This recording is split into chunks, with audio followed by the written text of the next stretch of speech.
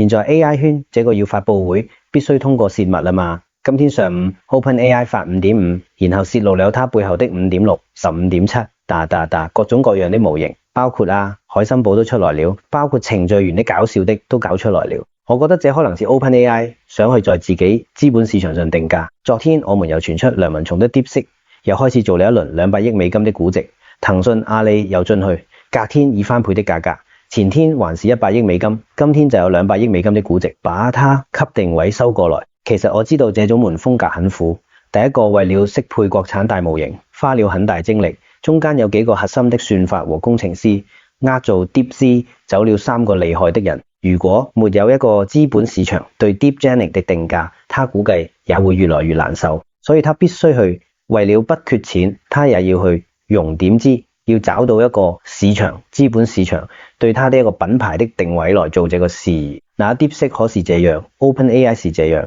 4月頭 Cloudcode 也是泄密了，突然一下，他的代碼被人家給拿到了。當然是 Cloudcode 的一個編程代碼的編譯器，51萬行代碼完全透出來，也再一次證明了他的能力。他們在 Agent 架構這一塊特別的領先。當然了，一旦開源，所有人都知道 ，OK， 哇 Anthropic 的一個模型很厲害喎，Cloudcode 太厲害啦。全國全球的人都可以去學習它這樣一個 agent 的框架，也是造福於人類。今天 OpenAI 在這麼一做，我們知道，他們現在兩家在美股市場上的融資都是今年的大黑馬的 IPO。到底 Anthropic 牛逼還是 OpenAI 牛逼？這個就取決於市場。這個市場要怎麼去做呢？你正式去發佈，不管幹什麼，可能還不一定有流量。我們要幹什麼，它就不正式發佈了，通過泄密的方式來炒高自己的股價，這是海豚哥的觀點。市面上不是這麼想的，他可能真的就是程序員泄密。當然，起碼在我軟件公司開這麼多年，代碼的管控、發版的流程不可能出現這麼低級的錯誤，所以大家通過泄密來炒高自己的股價。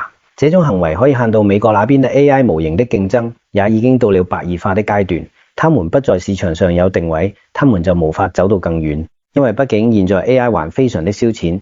國內的 DeepSeek 頂流也定價了，也和釘釘、千文那些都對齊，接入了這些大模型的 OA 工具，然後還正在琢磨我這個 A1。再看他的錄音的記錄呢，多研究他的 AI 功能，因為這是 AI 的耳朵，國外的他又進不來這個谷歌、Gemini 或者個 Anthropic， 還有 OpenAI 形成了一個聯盟，對咱們國內的大模型進行封殺，防止咱們去蒸餾它。它蒸不蒸餾不知道，他們蒸餾我們知不知道？也都不清楚，但是在這樣一個群雄爭霸的這個年代，誰拿到結果，誰流逼，是吧？弱者才爭對錯，強者那隻爭結果。各位老闆說對吧？